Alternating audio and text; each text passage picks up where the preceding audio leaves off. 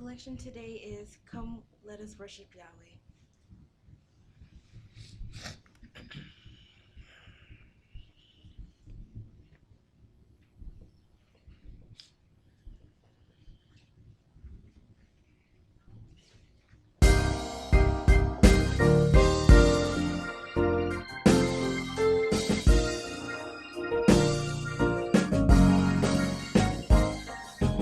Come, let us worship Yahweh in the beauty of holiness. Come, let us worship Yahweh in the beauty of holiness.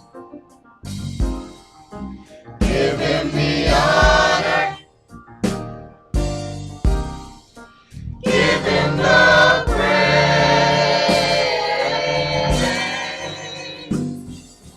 Come, let us worship Yahweh. Let's give him the praise.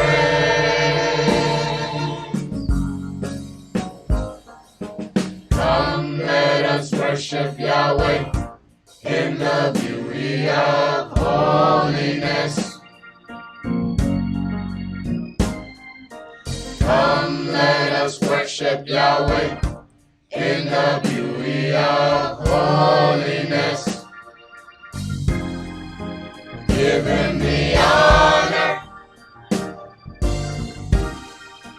Give him the praise. Come, let us worship Yahweh. Let's give him the praise.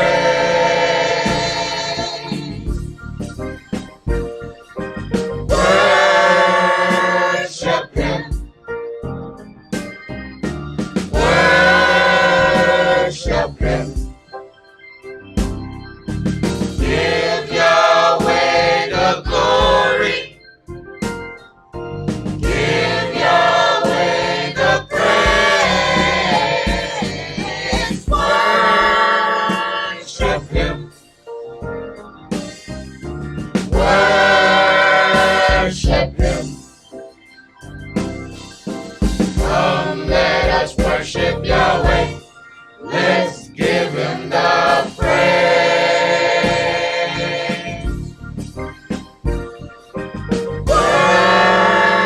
Worship him. Worship him. Give Yahweh the glory. Give Yahweh the praise. Worship him. Worship him. Come, let us worship Yahweh. Let's give him the praise.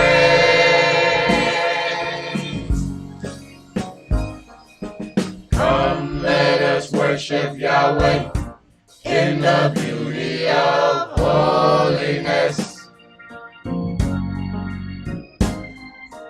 Come, let us worship Yahweh in the beauty of holiness. Give him the honor. Give him the praise.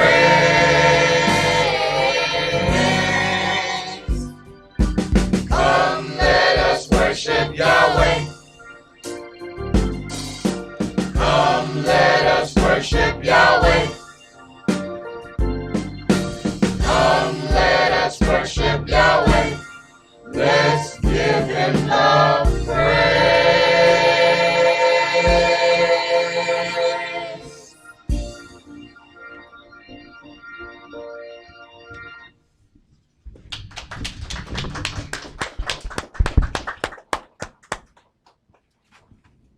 The oracles of the UCI, 1 Peter chapter 4, verses 7 through 11. But the end of all things is at hand. Be you therefore sober, and watch unto prayer. And above all things have fervent love among yourselves, for love shall cover the multitude of sins. Use hospitality one to another without grudging. As every man has received the gift, even so minister the same one to another as good stewards of the manifold grace of Elohim. If any man speak, let him speak as the oracles of Elohim. If any man minister, let him do it as of the ability which Elohim gives, that Elohim in all things may be glorified through Yahshua HaMashiach, to whom be praise and dominion forever and ever. Amen. Ephesians chapter 4, verses 29 through chapter 5 and verse 4. Let no corrupt communication proceed out of your mouth, but that which is good to the use of edifying, that it may minister grace unto the hearers. And grieve not the Holy Spirit of Elohim, whereby you are sealed until the day of redemption. Let all bitterness and wrath and anger and clamor and evil speaking be put away from you with all malice. And be you kind one to another, tender-hearted, forgiving one another, even as Elohim, for Yahshua's sake, has forgiven you. Be you therefore followers of Elohim, as dear children, and walk in love, as the Mashiach also have loved us, and has given himself for us an offering and sacrifice to Elohim for a sweet-smelling savor. But fornication and all uncleanness or covetousness, let it not be once named among you as become saints. Neither filthiness, nor foolish talking, nor jesting, which are not convenient, but rather given of thanks. Ecclesiastes chapter 5, verses 1 and 2. Keep your foot when you go to the house of Elohim, and be more ready to hear than to give the sacrifice of fools, for they consider not that they do evil. Be not rash with your mouth, and let not your heart be hasty to utter anything before Elohim. For Elohim is in heaven, and you upon earth, therefore let your words be few. Exodus chapter 23, verses 20 and 21. Behold, I send an angel before you to keep you in the way, and to bring you into the place which I have prepared. Beware of him, and obey his voice. Provoke him not, for he will not pardon your transgressions, for my name is in him. Revelations chapter 3, verses 20 through 22. Behold, I stand at the door and knock. If any man hear my voice and open the door, I will come into him, and will sup with him, and he with me. To him that overcomes will I grant to sit with me in my throne, even as I have also overcame, and am sat down with my Father in his throne. He that has an ear, let him hear what the Spirit says unto the churches. All right, Shabbat Shalom, Shabbat Shalom. which is peace on Yahweh's holy Sabbath day. Welcome to another holy convocation that Yahweh has enjoined unto us here in Stone Mountain, Georgia. As we see, even the worship on Yahweh's holy day is becoming more valuable as we go further and further into the ending times of the Euro Gentiles. They are, waging war to get as much control as possible, and it is not above them to use anything or even create things or manufacture whatever they need to manufacture to get as much control from the people. It's kind of funny if you look back at the very fight that these people made against their mother country, Europe. It was about, taxation without representation, which is exactly what it has grown into. And it's somewhat, ironic when you get right down to it, that the very things that people, fight about are the very things that they eventually find themselves standing right in the midst of. And sometimes, because it happens so gradually, you don't even see how those things took place. With just watching the things that are going on, we have to remember what is written in this book. If we are shaken up by these things, we are definitely going to have some problems when we start seeing real signs in the sky, when we really start to see some serious plagues come upon the earth. Even with all of the things that we have heard concerning all of these things, everything that we've witnessed on television. I haven't had one person tell me yet that they were walking by somebody and saw them pass out and die on the corner. I hadn't seen not one yet. Everything has been the testimonial of television. And one thing I can tell you, you can pay an actor to say anything. I remember watching videos when I was younger, and they were doing videos like against the police.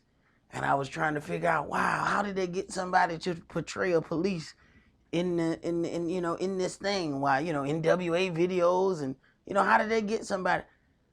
You put up a job and say, hey, I need an actor to play this role, and there's a line of people ready to portray whatever that is that you want them to portray. All week I've been running into people watching Containment, which from what I hear was also filmed in Atlanta. And all of the people in this series, they're walking around and it looked just like now. They're walking around with the face mask and all of those things. So it's kind of funny now. It's making everybody watch it, and then you of course start seeing familiar things if you're from Atlanta watching this thing. But today's sermon is entitled The Perfect Weakness. When I am in the best of health and glory in my wealth, I call not my Elohim. When my kids are fed in the warmth of their beds, I call not my Elohim. When my job is secure and she that lies at my bosom is sure, I call not my Elohim. When my cupboard is stacked with snacks enough to spare, when there is no scare, my complacency causes me to behave as if I do not care. In this I falter greatly, in not acknowledging the Elohim of all the earth, causing prolonged sadness by my momentary mirth. But when my fears are upon me and my heart beats as a bass drum, my heart is consumed by the laws, statutes, and judgments of he who I come from. Don't make me so rich that I forget you, and don't make me so poor that I steal. Keep me where I need to be to know that you are real. In my darkest hour, when my strength is depleted, it's then that I yell for you and realize that I am in perfect weakness. Let's begin today's sermon in Luke chapter 9.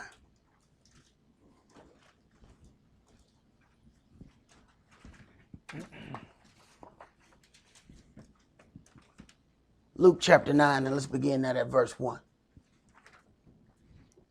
Then he called his 12 disciples together and gave them power and authority over all devils and to cure diseases. Now, this sounds absolutely wonderful when you first read, because they have been given powers. But the same thing that make you laugh, make you cry. Because for the same things that people will celebrate you for, they will also come against you for. This power is not liked by everybody. Go ahead.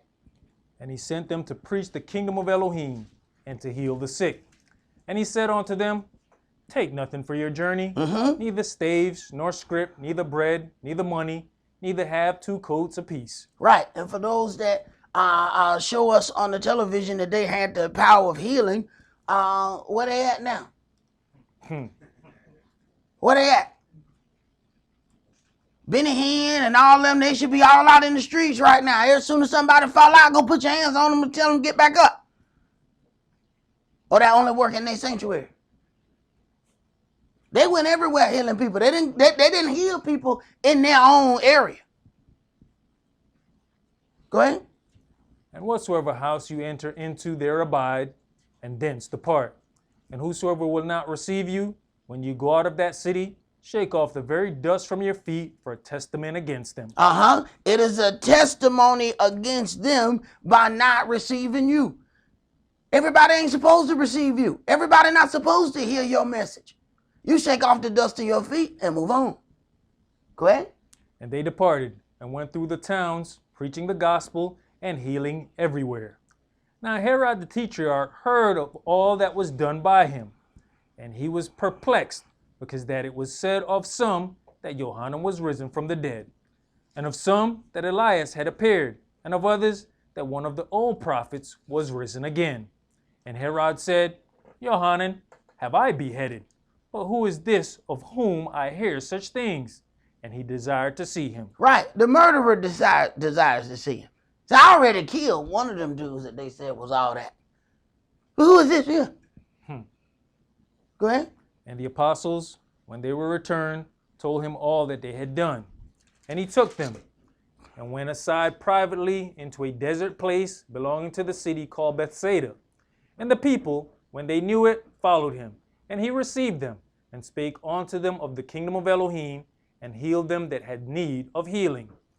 And when the day began to wear away, then came the 12, and said unto him, Send a multitude away, that they may go into the towns and countries round about, and lodge, and get victuals, for we are here in a desert place. But he said unto them, Give you them to eat. And they said, We have no more but 5 loaves and 2 fishes. This is where even Yahshua is constantly teaching. He's constantly causing their faith to increase. But he said unto them, Give you them to eat. Go ahead. Except we should go and buy meat for all this people, for there were about 5,000 men. And he said to his disciples, Make them sit down by 50s in a company. Right. Now, he's going to put all of these things, push them so that they could make some things happen. But even Yahshua turned around and said later that some of y'all come for the natural meat. Y'all don't even come for the spiritual meat. You came for a natural showing. Go ahead. And they did so, and made them all sit down. Then he took the 5 loaves and the 2 fishes, and looking up to heaven, he blessed them, and brake, and gave to the disciples to set before the multitude. And they did eat, and were all filled. And there was taken up of fragments that remained to them 12 baskets. The fragments that remained was 12 baskets representing the 12 tribes of Israel. That basically the kingdoms of the earth will attempt to devour the children of Israel. But there's going to be scattered fragments of the 12 tribes of Israel all over the earth, and Israel shall remain. Go ahead. Luke chapter 9 and verse 18. And it came to pass, as he was alone praying, his disciples were with him. And he asked them, saying, Whom say the people that I am? They answering said, Johannes the Baptist. But some say Elias, and others say that one of the old prophets is risen again. He said unto them, But whom say you that I am? Cephas answering said, The anointed one of Elohim. And he straitly charged them and commanded them to tell no man that thing, saying, The Son of Man must suffer many things, and be rejected of the elders and chief priests and scribes, and be slain, and be raised the 3rd day. Now, Yahshua knew the exact plan. He knew what had to happen. But when it got close to that time, didn't he too pray that there would be another way? Mm-hmm. Go ahead. And he said to them all, If any man will come after me, let him deny himself, and take up his burdens daily, and follow me. For whosoever will save his life shall lose it, but whosoever will lose his life for my sake, the same shall save it. For what is a man advantaged if he gain the whole world, and lose himself, or be cast away? For whosoever shall be ashamed of me and of my words, of him shall the Son of Man be ashamed, when he shall come in his own glory, and in his Father's, and of the holy angels. Verse 27, But I tell you of a truth, there be some standing here which shall not taste of death, till they see the kingdom of Elohim. It says, verse 21, 24, For whosoever will save his life shall lose it, but whosoever will lose his life for my sake, the same shall save it. So when we get down to dealing with these things of Yahweh Elohim, we have to consider, where are we going to place him in this scenario? See, we all about dealing with our natural things, or trying to handle all of the things of our own lives. And at the end of the day, you put all your time and energy in it, and it still does not get taken care of. Why? Because we haven't taken care of the things of Yahweh Elohim. Go ahead, bro. No, I wanted to ask you a question. In verse 23, it says, If any man will come after me, let him deny himself. How would a man deny himself? Deny himself by putting back all of those personal things. We got everything set the way we want our life.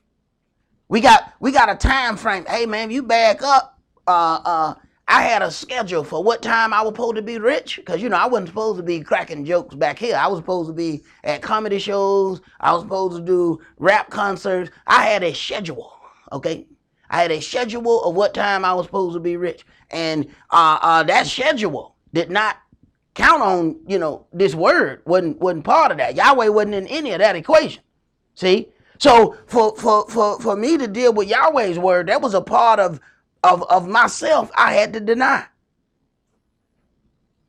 See, but are we willing to do that? Are you willing to accept that there are some gifts that Yahweh gave you that are not for the reason you think they're for? It always bothered me how I could go to a comedy club, but I hated clubs.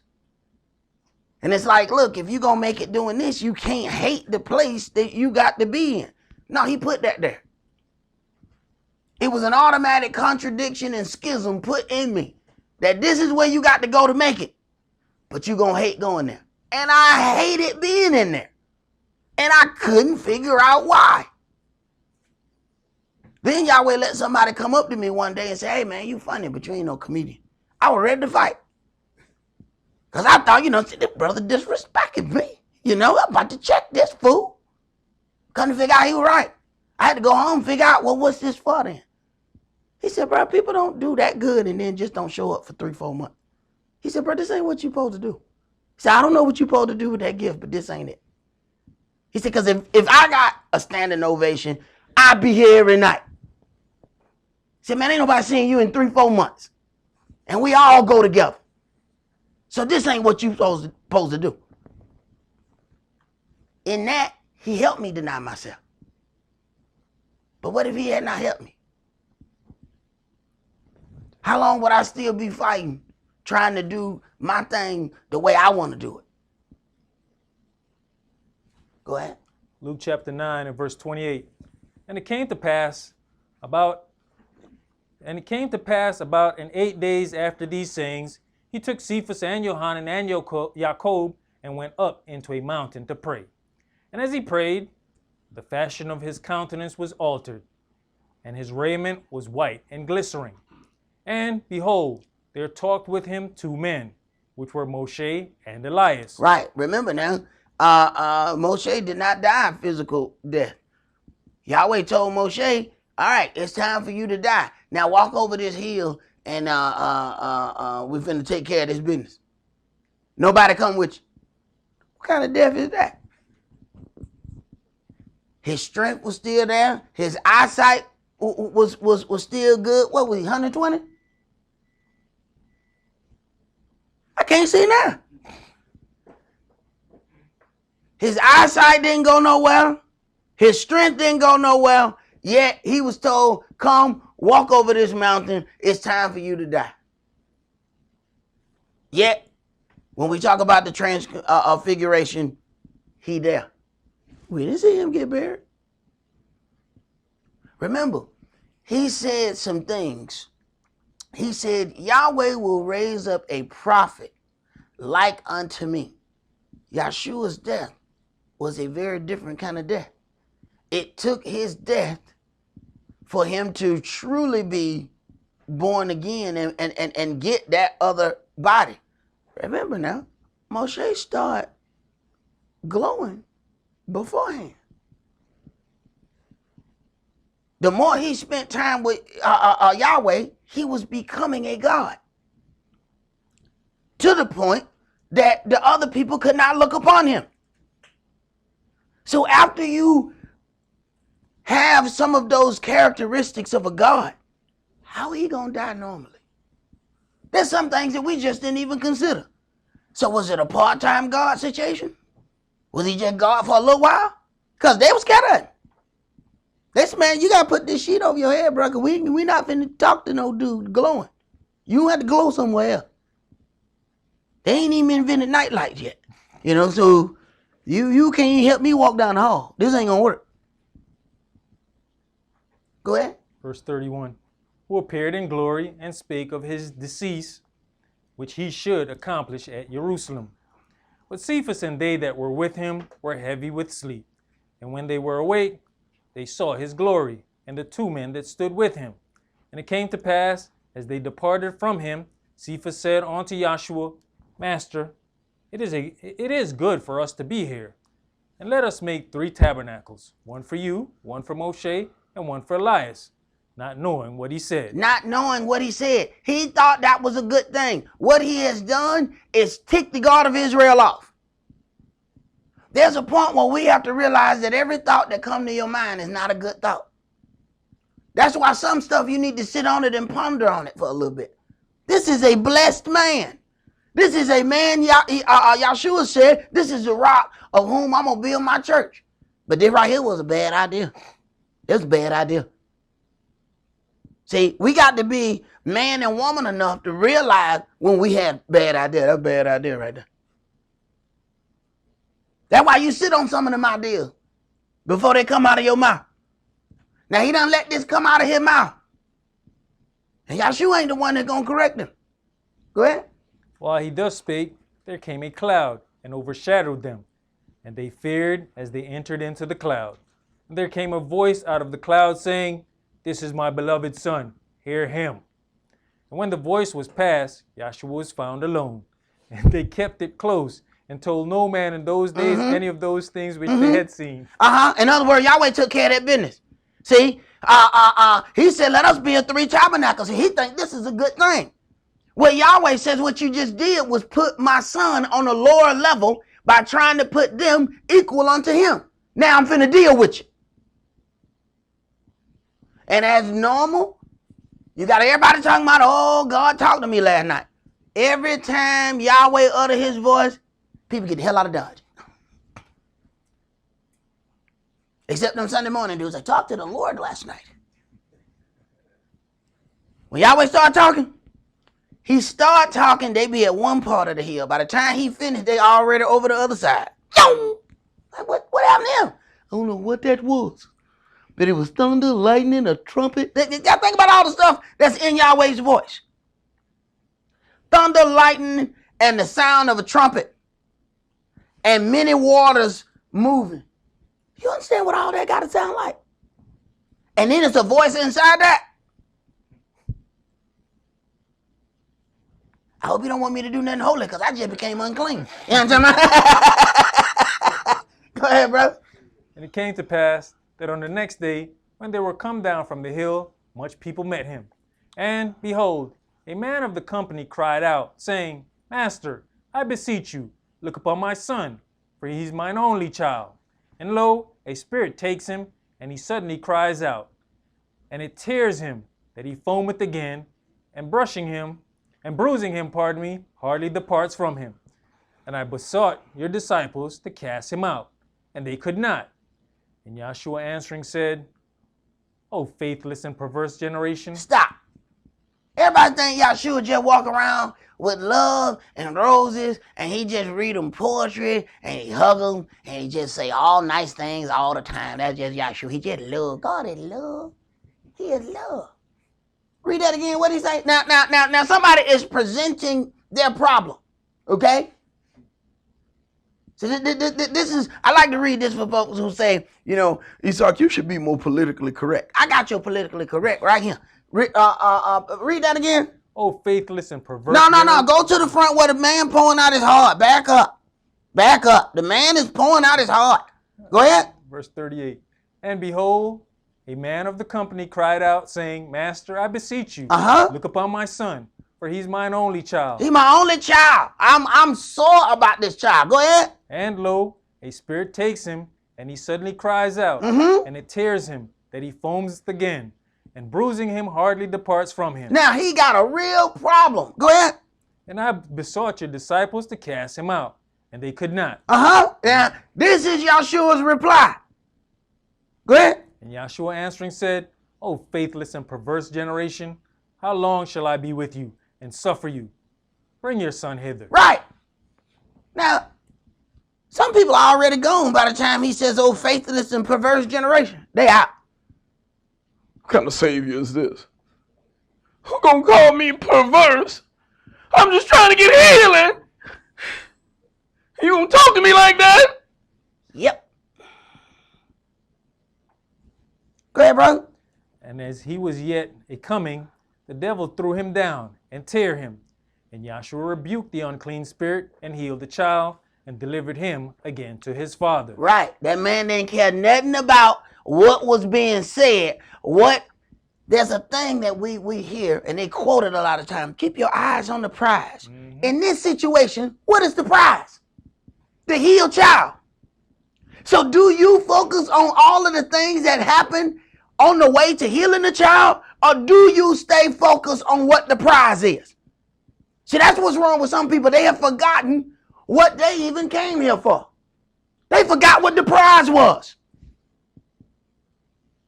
Go ahead. And you know, the whole thing when Yahshua started out to gather his disciples, he was hard from the get-go and he's hard straight to the end. Right. So people with thin skin don't stick around him and don't seem to stick around here either. I try to run every last one of them I can away. Because they ain't going to do nothing but get themselves killed playing with Yahshua. You'll be better off not dealing with the word than halfway dealing with it and get yourself in some trouble. I may run you off and save your salvation because you may be having an opportunity to come back when you get your mind right. But that brother that leaned and touched the ark that didn't mean to do it, hey, his life gone. Ain't no more coming back. Go ahead. Verse 43. And they were all amazed at the mighty power of Elohim. But while they were wondering, everyone at all things which Yahshua did, he said unto his disciples, let these sayings sink down into your ears, for the Son of Man shall be delivered into the hands of men. But they understood not his saying, and it was hid from them, that they perceived it not, and they feared to ask him of that saying. Then there arose a reasoning among them, which of them should be greatest.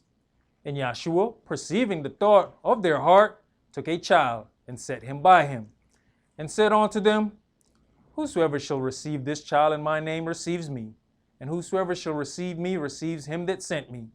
For he that is least among you all, the same shall be great. Right. The one thing you find out about dealing as children, the children can be taught. It's hard to teach these old dogs some new tricks. See, these old dogs, look at all I know how to play is fetch. That's it. That's all we doing. We not jumping for no treats. We're not going to get the paper. You throw that stick, I'm going to bring that stick back. That's it. And that's how we show up dealing with the word. And that's why Yahweh said, I will end up dealing away with this generation and take their children. Because they'll listen. Go ahead. And Yohanan answered and said, Master, we saw one casting out devils in your name, and we forbade him, because he follows not with us. And Yahshua said unto him, forbid him not, for he that is not against us is for us. He that is not against us is for us. The one thing we have to understand that everybody that Yahweh is dealing with is not within your circle. He has sheep that we know not about. And those may be sheep in different areas doing different things, who cannot worship in the way that we worship. They can't have the same level of understanding that we have. That don't mean that they're not chosen of Yahweh. That's not up for us to decide. Go ahead. And it came to pass, when the time was come that he should be received up, he steadfastly set his face to go to Jerusalem, and sent messengers before his face. And they went and entered into a village of the Samaritans to make ready for him. And they did not receive him, because his face was as though he would go to Jerusalem. And when his disciples, Jacob and Johanan, saw this, they said, Adonai, will you that we command fire to come down from heaven and consume them, even as Elias did? Now, check this out. And they said, hey, we know he did this. Should we command fire to shoot down from heaven and consume them because they wouldn't accept you? Go ahead. But he turned and rebuked them and said, you know not what manner of spirit you are of. For the Son of Man is not come to destroy men's lives, but to save them. And they went to another village. So instead of burning down the people who didn't accept him, Yahshua said, let's just go somewhere else. They said, no, let's set them on fire. But we read in the book. This is the problem when people go read something in the book and they say, yeah, let's do that. Let's set this city on fire. For what? Go somewhere. And Yahshua never stopped disciplining them. See? So like my brother said, those with thin skin, they can't even follow Yahshua. Because every time he gets ready to bring them up on higher ground, they offended. Every time you get ready to tell somebody, excuse me, you're going to have to do such and such and such and such because this head wrap is not covering enough. This dress is not long enough. Brother, that shirt is not long enough. If they offended, go get on the other side of that door. Because you sure wouldn't be able to follow Yahshua. Yahshua called the man talking about faithless and perverse generation and the man coming to get his child healed. We don't understand. You think Yahshua, who went and turned over the tables because they were selling stuff in the temple, you think he would be all right with us walking in there any old kind of way? No, he's not going to care nothing about our feelings. See, we got to take that image that's given to us on television and throw that out. Because that's not real. He's not going to care about your feelings. So if I am offending you, go jump in the lake now. Because Yahshua is going to be 1,000 times worse than what you're looking at right now. Go ahead. Verse 57. And it came to pass that as they went in the way, a certain man said unto him, Adonai, I will follow you whithersoever you goeth. And Yahshua said unto him, Foxes have holes, and birds of the air have nests, but the Son of Man has not where to lay his head. But on Sunday morning, they say he was rich. And then he want everybody else to be rich. Go ahead. And he said unto another, Follow me. But he said, Adonai, suffer me first to go and bury my father. Yahshua said unto him, Let the dead bury their dead. But go you and preach the kingdom of Elohim. Right. We have all kind of reasons why we cannot serve Yahweh to the fullest.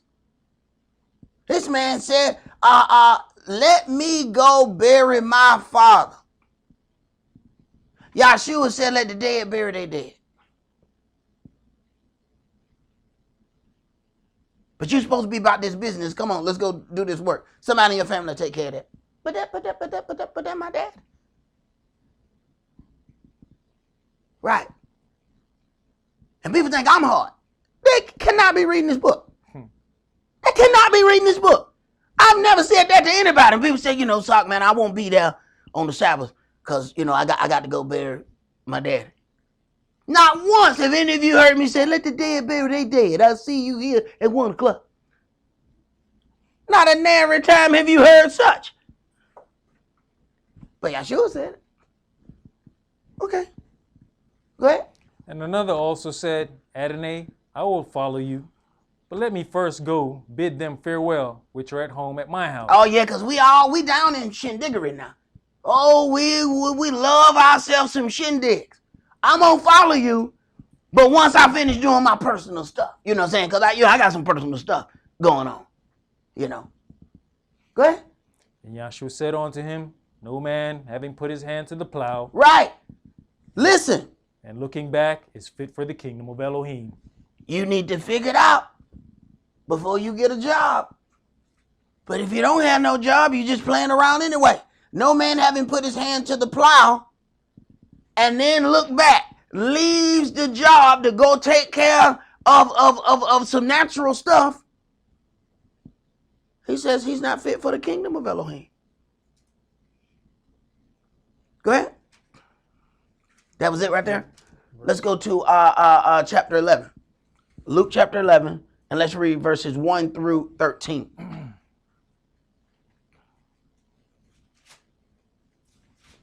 Luke chapter 11 and verse 1. And it came to pass that, as he was praying in a certain place, when he ceased, one of his disciples said unto him, Adonai, teach us to pray, as Johanan also taught his disciples. Now, and we had an email about this asking questions. This is the model of a prayer, not the actual thing that we have to say. Go ahead. And he said unto them, when you pray, say, Abba Father, which art in heaven, hallowed be thy name. So the first thing we do is give honor and glory to Yahweh, our Elohim. This is the beginning of our prayer. Our Father, which art in heaven, hallowed be thy name. So what else we want to do? Give glory and honor unto Yahweh, and make sure we state who we are praying to.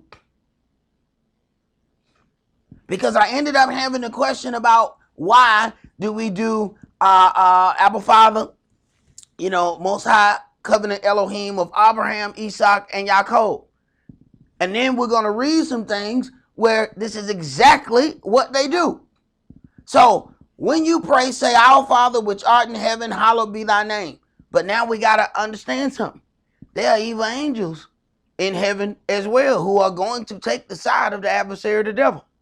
We don't want none of them to answer our prayer.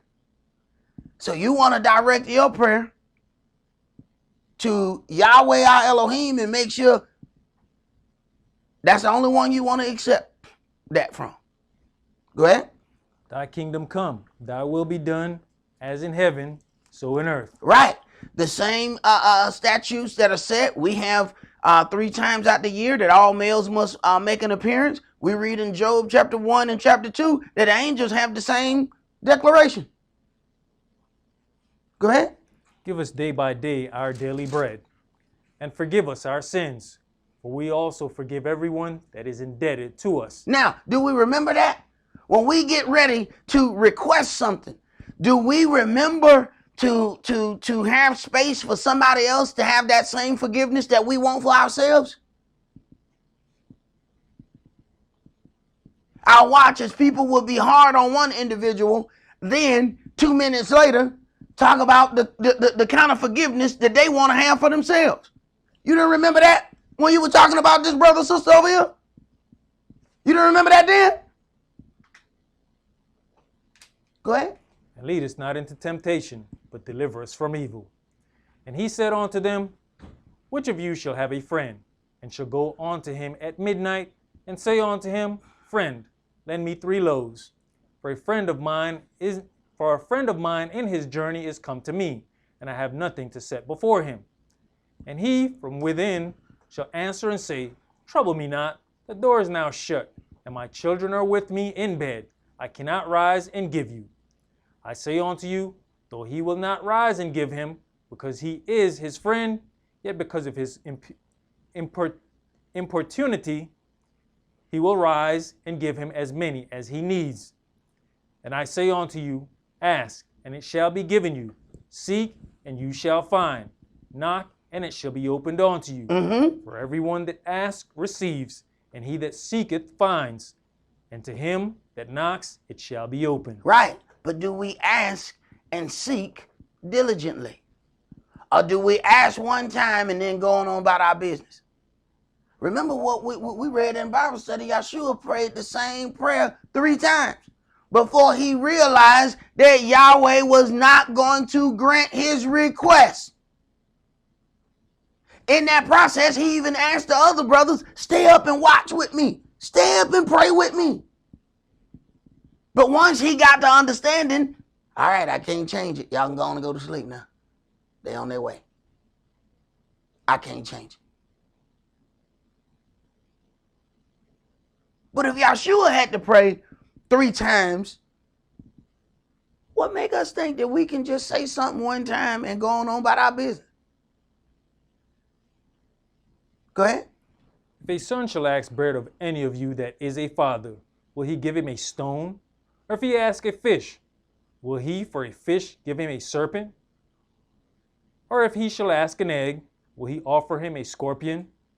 If you then, being evil, know how to give good gifts unto your children, how much more shall your heavenly Father give the Holy Spirit to them that ask him? All right. Mark your books right there. Put a marker right there. Let's go to Acts chapter 3.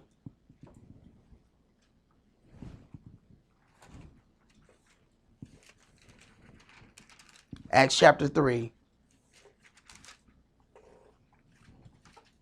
And let's read verses 1 through 16.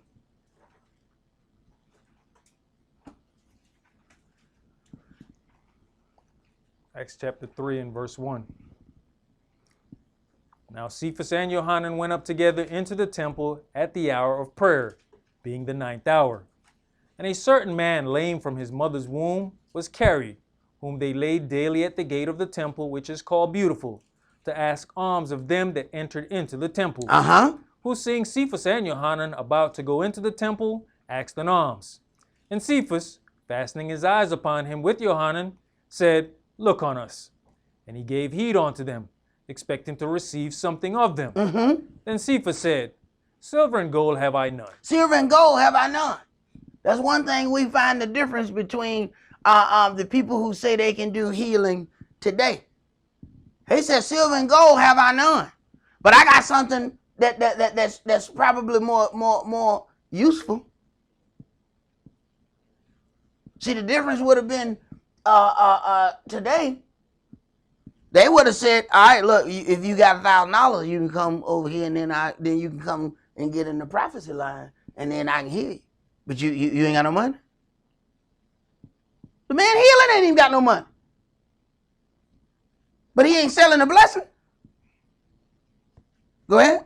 But such as I have, give I you. In the name of Yahshua HaMashiach of Nazareth, rise up and walk. And he took him by the right hand and lifted him up. Now, you see the power in the name of Yahshua the Mashiach of Nazareth, rise up and walk. See, by changing that name and putting Jesus right there, a whole lot of things just got out of whack. He ain't never said in the name of Jesus, get up and walk. See, when this book was printed, they couldn't even write that name Jesus. See, that's a later thing that was added unto this. Go ahead.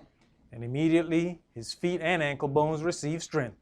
And he leaping up stood and walked and entered with them into the temple, walking and leaping and praising Elohim. Right. Now this is a big show now, because Yahweh allows some things that when he does come back and deal with it, now he gets the glory. Everybody know this man. Go ahead. And all the people saw him walking and praising Elohim. And they knew that it was he which sat for alms at the beautiful gate of the temple. And they were filled with wonder and amazement at that which had happened unto him. And as the lame man which was healed held Cephas and Johanan, all the people ran together unto them in the porch that is called Solomon's, greatly wondering. And when Cephas saw it, he answered unto the people, You men of Israel, why marvel you at this? Or why look you so earnestly on us, as though by our own power or holiness we had made this man to walk? The Elohim of Abraham. Who? The Elohim of Abraham. And of Esau. And of Jacob.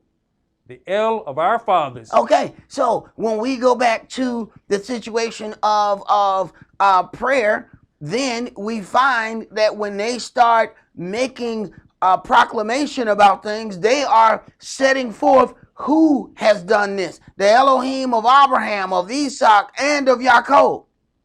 This is why whenever I pray, those things are there. Because see, I got sense enough to know that Lucifer would gladly give me some things, that it may become a snare unto me. I don't want nothing from him. This is why some of us, when we get in the word, we start saying, oh man, it looks like, I start going through some things, or I start doing some things. When Yahweh gives you something, he's going to give you things that you are ready for. Lucifer will give you a motorcycle and you can't ride a bike. And then sit there and laugh while you kill yourself. Look at he rolled that right into that wall. Look at that. Yahweh not going to do that. Yahweh not going to give you that. He know you're not ready for that. So then there's some situations where we get our baptism, start walking, and all of a sudden stuff start being pulled back. What is that? Lucifer come back and get his stuff back. Give me that. That might be your husband, your wife. He might say, I gave you that God-forsaken woman. Give me that back. Or I gave you that old piece of man. Give me him back. Take him. Take her. Go ahead. Has glorified his son Yahshua, whom you delivered up and denied him in the presence of Pilate when he was determined to let him go. All right, let's go back to Luke chapter 11, and I want to read verses 33 through 36.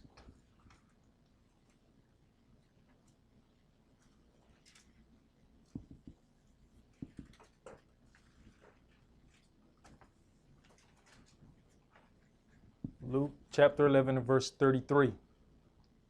No man, when he has lighted a candle, puts it in a secret place, neither under a bushel, but on a candlestick, that they which come in may see the light. Right.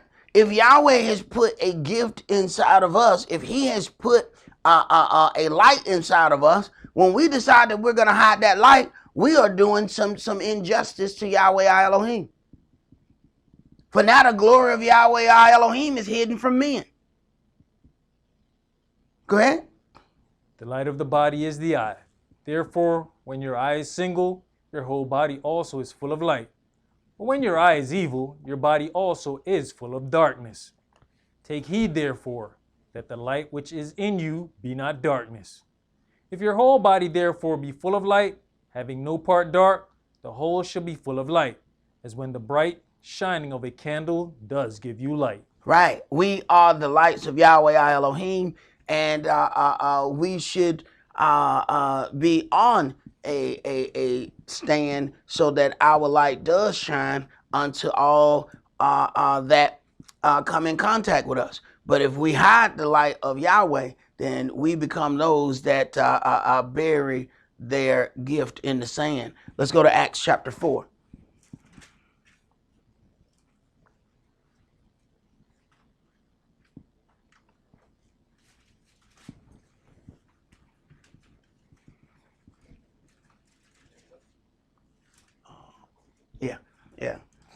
Yeah, you got to define up, brother. I wasn't sure which way you was going with that. Acts chapter 4 and verse 1. And as they spake unto the people, the priests and the captain of the temple and the Sadducees came upon them, being grieved that they taught the people and preached through Yahshua the resurrection from the dead. They are grieved that they are teaching this thing because they're worried about losing their place that was given unto them by the Euro Gentiles. These are the things that when we read this, we don't take that into consideration, that the Euro Gentiles are commanding rulership over the city, and they place people in charge who are to their liking. Yahshua was a revolutionary. Yahshua was not among those people that they chose to rule, because all of these people who they are choosing are going to operate so that no one ticks off the Euro-Gentile rulership. That's the part that we don't.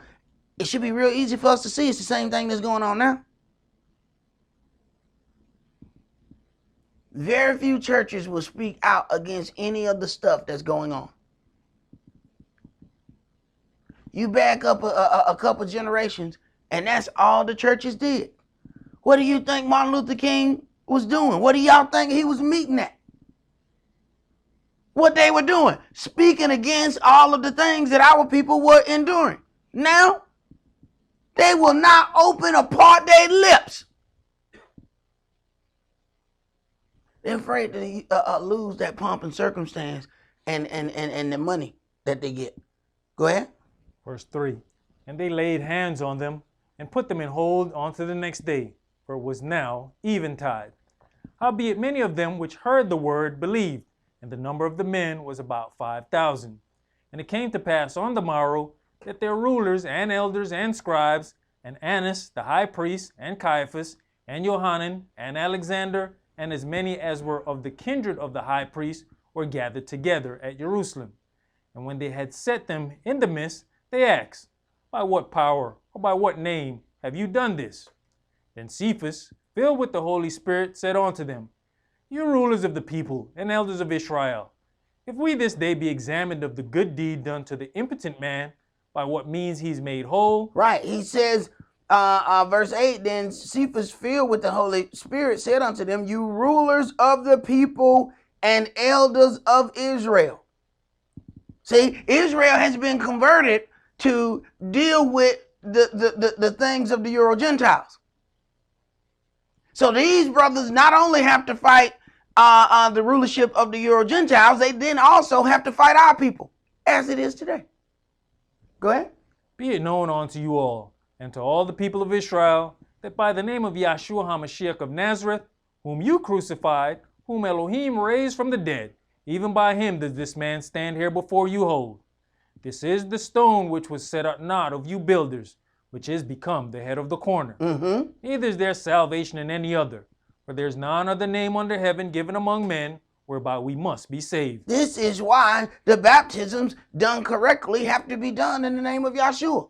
There's none other name under heaven given among men whereby we must be saved. Yet they come and change that name to Jesus to glorify the whole Gentile rulership. So now you have millions of baptisms that have been done incorrectly. Yeah, but there's only one name under heaven by where we must be saved. And to make sure it was that name, and to make sure we had a clue, everywhere they seen Yahshua, they went and took it out and put Jesus. And he let them do it too many times. One of them is like Hebrews 4:4, and another one is in Acts, where they saw the name of Joshua, which was Yahshua, and they changed it to Jesus. And Yahweh let them do it because it was breadcrumbs for us. And if you have a study Bible, it'll still say Jesus, but you look at the little letter, they'll put a little letter right by it. You go down to the bottom, look at that letter, and it'll say Joshua. Now, why was that there? And Yahweh let them do it so that you can understand. Because see, automatically, even if you're not studying and nobody showed you something, your question is automatically, okay, how is Jesus back with Moses? So then you back down, and then it said, oh, Joshua. That's what they meant. Then another question should come up. Well, how did they get that confused? Boom. Light should have just went off. Go ahead. You know, brothers, for as long as we've been teaching this, it's funny. I found a little thing on PBS of all places where they breaking it down of what the real name is. I'm like, public broadcast? But it's getting out, so they can't hide it anymore. No, brother. No. Let me tell you something. It is amazing what's on public broadcasting. And let me tell you why. Who run and owns the show are the people who pay for the advertising. Public broadcasting is what?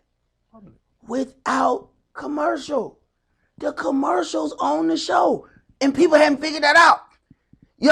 Y'all might be looking at some of your favorite TV show, and they said they just killed off James. He was a good person on this show. Let me tell you something. Nabisco said, look here, I ain't like that. Yo, killed off James. Guess what? Oh, it was a dream. He back next week. What happened? What happened? Wait a minute, I thought he was dead. No, it was a dream that he was dead. Now he just woke up out of the dream, he's back. What happened? Nabisco said bring him back. Don't want to lose the advertising. No, they can't lose advertising money. That's what's paying the salary. And we have no idea. Look, commercial keep coming on, and we watching the show, not knowing we've been programmed, eating some wheat thins. This is delicious. Right. They're not only controlling what you eating during the show, they also control what you saw on the show. But see, PBS don't have commercials. They can't get in there and tell PBS, you can't show that. You can't tell them people that that's not his real name. See? But on the regular network, they can. There's some things that they have shown. That's why on certain situations you'll find a whole nother version or ending of a show. It's like, why they got 3 endings of the show? Because they show it to the sponsors. And if them commercial people say, oh no, we don't like that one, they got to use the other one. Go ahead. Acts chapter 4 and verse 13. Now when they saw the boldness of Cephas and Johanan, and perceived that they were unlearned and ignorant men. The boldness of these brothers. Now, herein lies the thing. Are we going to be bold when it's time to be bold? See, I have to consider what my Elohim need for me to do. See, I remember how bold I was and how ignorant I was in wrongdoing. I can't offer Yahweh nothing less than that. How I'm going to offer him less than what I offered the adversary, the devil? Am I wrong? I've stood and proclaimed my first and last name before I shot up a house. I ain't give a damn if I got caught. How I'm going to be less than that when I'm serving Yahweh? Now I'm supposed to run, duck, and hide? Come get me. I'm going to offer less to Yahweh than what I offer to the adversary. I'll be damned if I did. Then it ain't going to happen. Read, man. They marveled, and they took knowledge of them that they had been with Yahshua. And beholding the man which was healed standing with them, they could say nothing against it. But when they had commanded them to go aside out of the council, they conferred among themselves, saying, What shall we do to these men? For that indeed a notable miracle has been done by them is manifest to them all that dwell in Jerusalem. Right. They don't want them to preach this word. Same thing that's happening now. They don't want them to preach this word. And are we going to do the same things? Things get a little hairy. We're not going to deal with this word.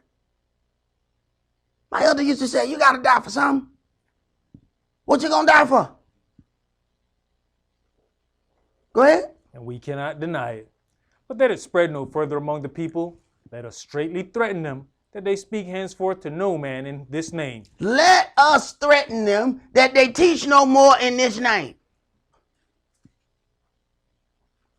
And what are we going to do when that happens to us?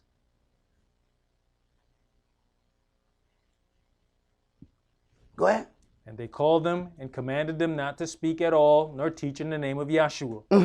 But Cephas and Johanan answered and said unto them, Whether it be right in the sight of Elohim to hearken unto you more than unto Elohim, judge you. Right. Should I listen to you and not listen to my Elohim? Because you have natural authority. My Elohim got all authority. Go ahead. For we cannot but speak the things which we have seen and heard.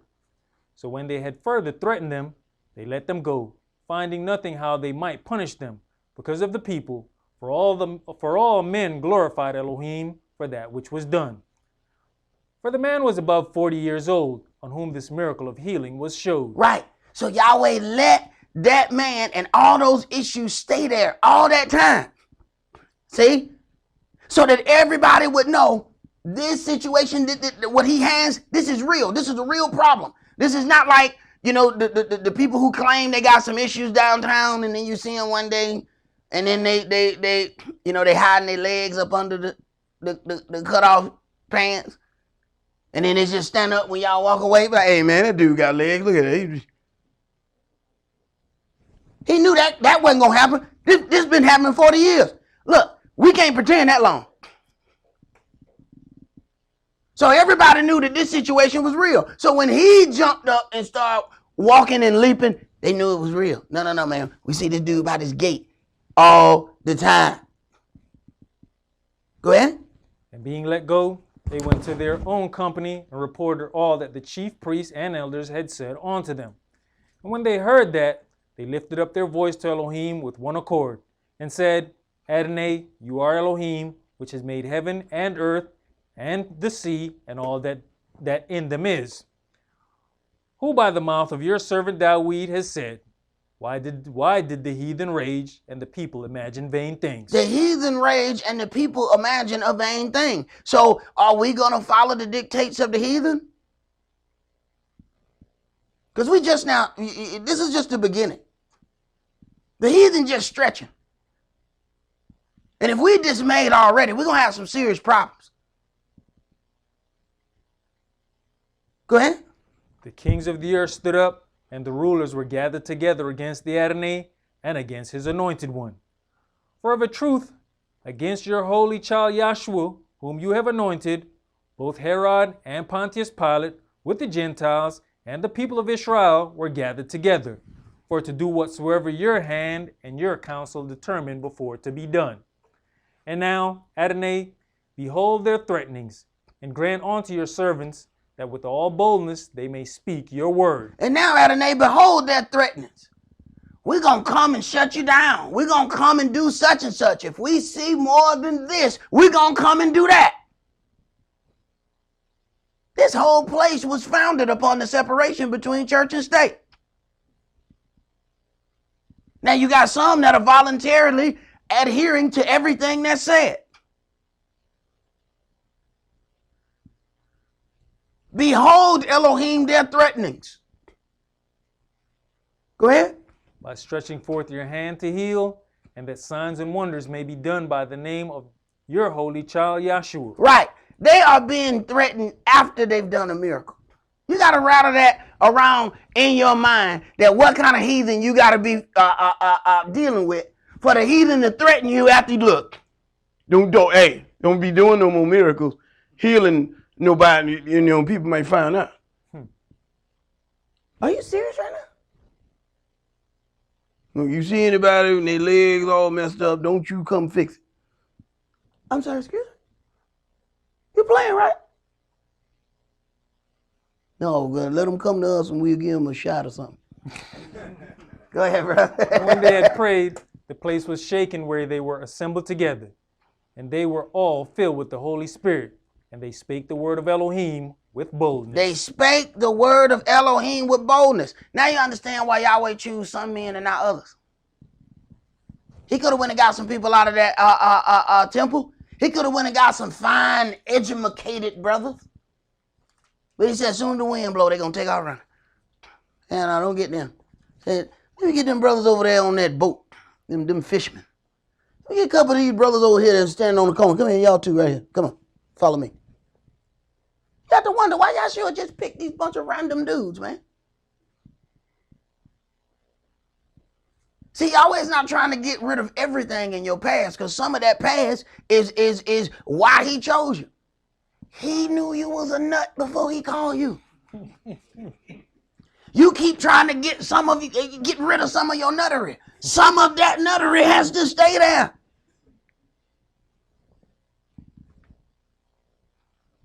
The day he said, all right, so I'm gonna use this boy here. I'm sure everybody was like, I don't think you understand who you pick. You probably meant to point at the dude beside him. Are you sure you talking about him? Yes. Because see, some of that nuttery is what I need when everybody else take off running. I need somebody foolish enough that's going to still stand there. See, the problem with some of y'all too damn smart. Read, man. That was it. That was it. Let's go to John chapter 3.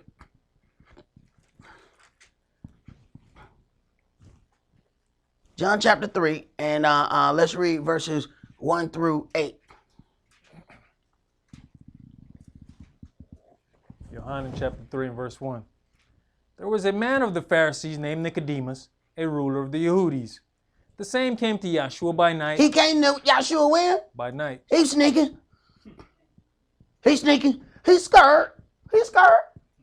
Okay, he's scared. Because, he got several layers of situations going on here. Okay? He's a part of a group that is the opposite of Yahshua. He's actually listening to somebody who is not amongst their clique. So this is dangerous on several levels, not just one. Then it threatens the rulership of the people who helped put them in charge. You got to understand, the priesthood at that time was a figurehead priesthood. So when we keep looking at this thing and we're talking about the temple, there was already a certain way that Yahshua felt about the temple, for a reason that it was just used as a figure to rule over the children of Israel. And they had an eagle over it, which was the symbol of Gentile rulership. And it's a symbol the Romans use, it's a symbol that America uses right now today.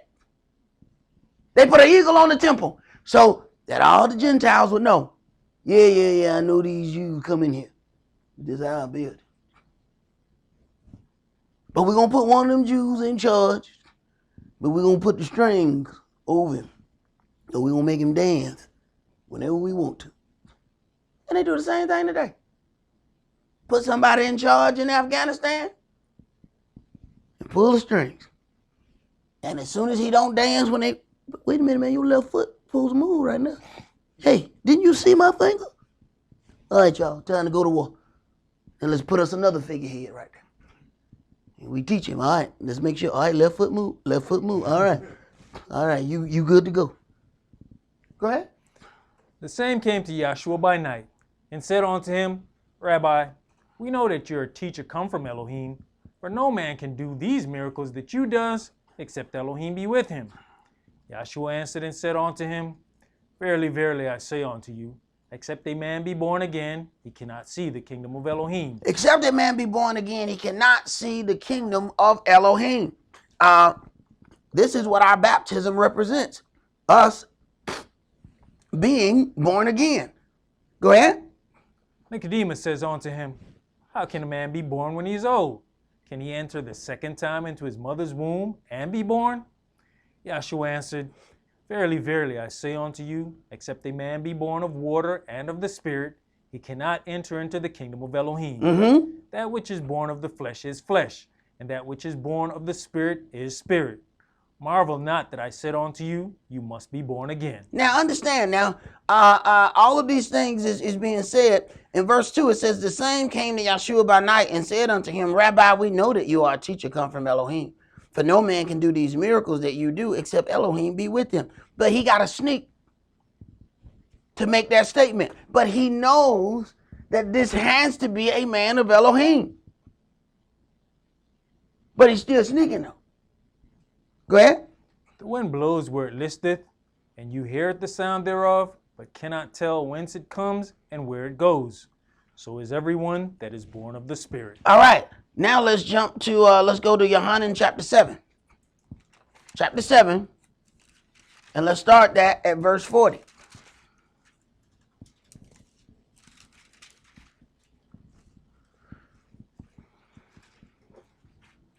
Yohanan chapter 7 and verse 40.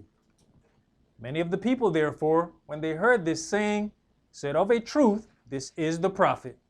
Others said, This is the anointed one. But some said, Shall the Messiah come out of Galilee?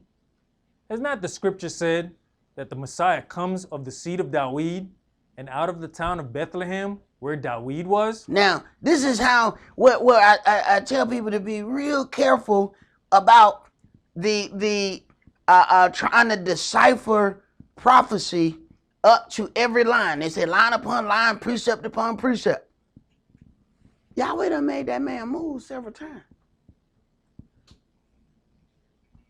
And they keep talking about, oh, he's supposed to come out of this place. Yahweh has made this situation change so many times. He had to run for his life. His father, his stepfather, had to take him out of the normal area. But now they're trying to backtrack and say there's no way he should come out of this town. He done been in several towns. Go ahead. So there was a division among the people because of him. And some of them would have taken him, but no man laid hands on him. Then came the officers to the chief priests and Pharisees, and they said unto them, Why have you not brought him? The officers answered, Never man spake like this man. Right. Then came the officers to the chief priests and Pharisees and said unto him, Why have you not brought him? The officers answered, We ain't never heard nobody speak like this. There's some orders you got to know not to take.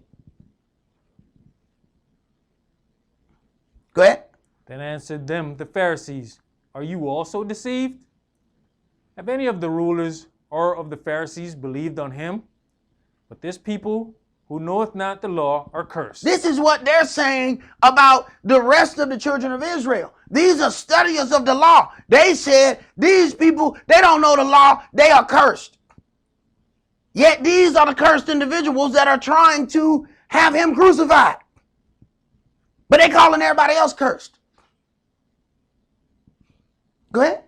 Nicodemus says unto them, he that came to Yahshua by night. Now, they keep mentioning that. Now, see, he known for being scary Nicodemus. All right? But he don't stay that way, though.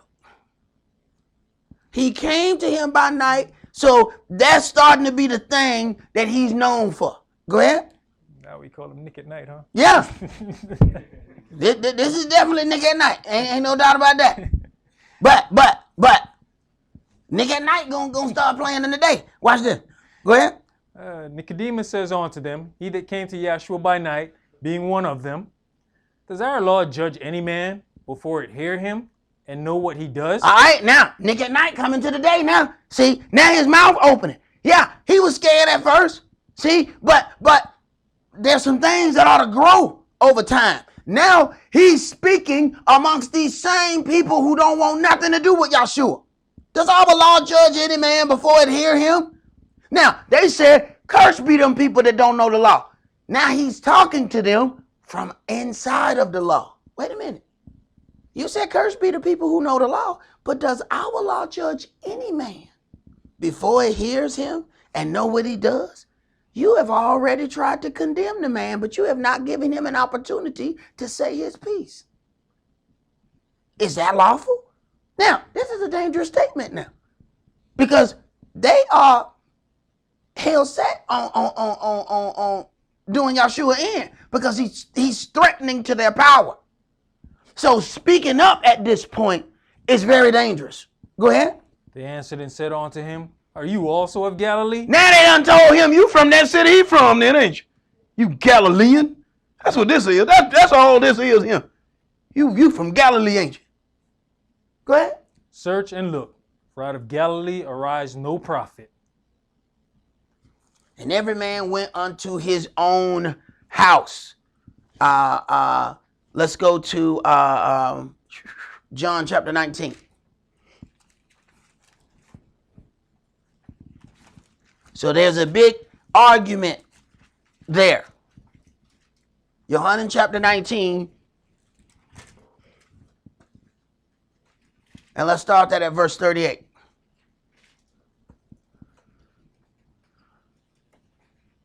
Verse 38.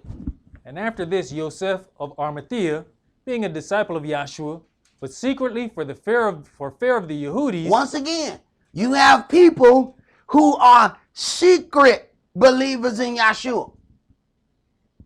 Man, you got some people that watch our website and be hiding in their own house.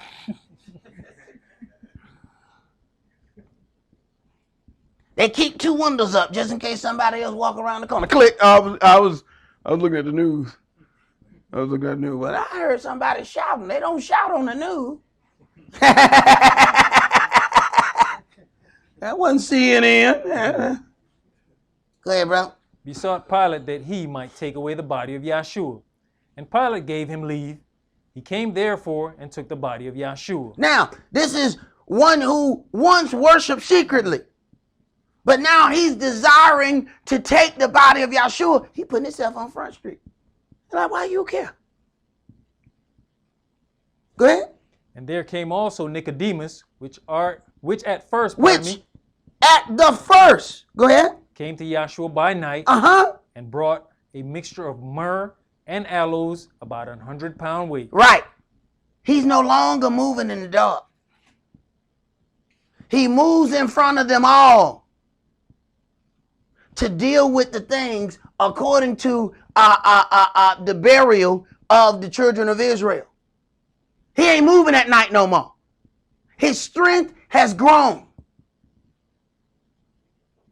Go ahead. Then took they the body of Yahshua and wound it in linen clothes with the spices, as the manner of the Yehudis is to bury. Now in the place where he was crucified there was a garden, and in the garden a new sepulchre, wherein was never man yet laid. There laid they Yahshua therefore because of the Yehudis' preparation day, for the sepulchre was near at hand. Right. So then the once fearful then boldly took the body of Yahshua. They are not moving in fear anymore. Let's go to Luke chapter 12.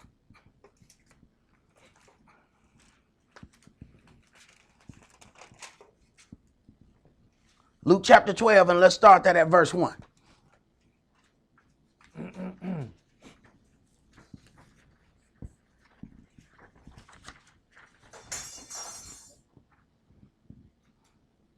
Luke chapter 12 and verse 1.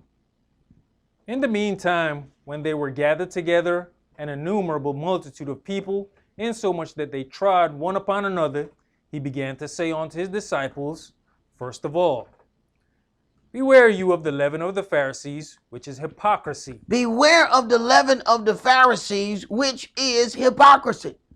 The way that they're going to deal with the word, the way they deal with the word is incorrect. But these are the ones who are in power and who are in control. These are the ones that we're going to see first. Understand, they dealing with Yahshua. Yahshua says, I don't have, the Son of Man have not where to lay his head.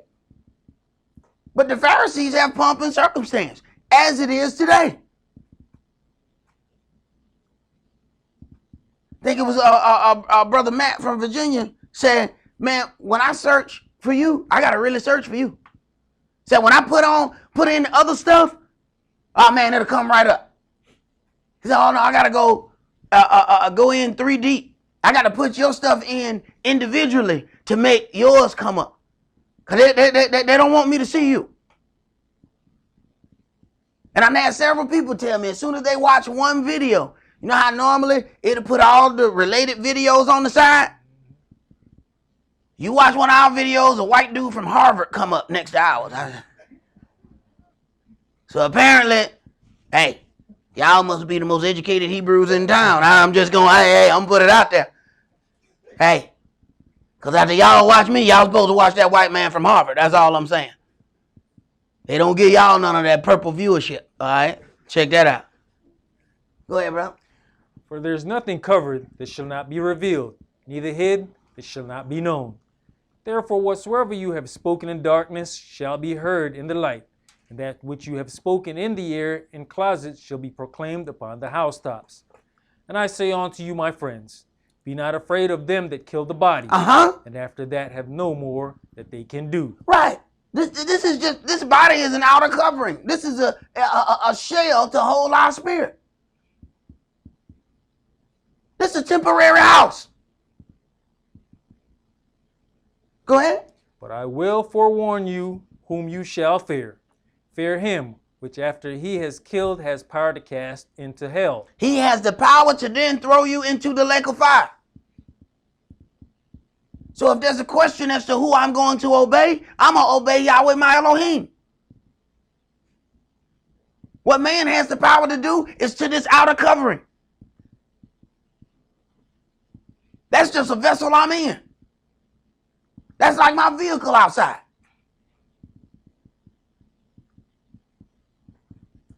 I wreck it, they give me another one. I still move. He do something to this vessel, Yahweh put that spirit in another one. Go ahead. Yes, I say unto you, fear him. Are not 5 sparrows sold for 2 farthings, and not one of them is forgotten before Elohim? But even the very hairs of your head are all numbered. Fear not therefore, you are of more value than many sparrows. Right. How many of you ever tried to count your hair? For some of us, that's not that difficult now. You know what I'm saying? I could probably count mine now. You know what I'm saying? I probably have a harder time counting my beard hair. Go ahead, bro. Also I say unto you, whosoever shall confess me before men, him shall the Son of Man also confess before the angels of Elohim. Right. You earning your place. You either earning your place or killing your place. Which one you doing? Because Yahweh has a tendency to get rid of those things that will not profit him. So either we're going to serve Yahweh Elohim, Yahweh our Elohim, and be a plus unto him some type of way. If not, we're just taking up space.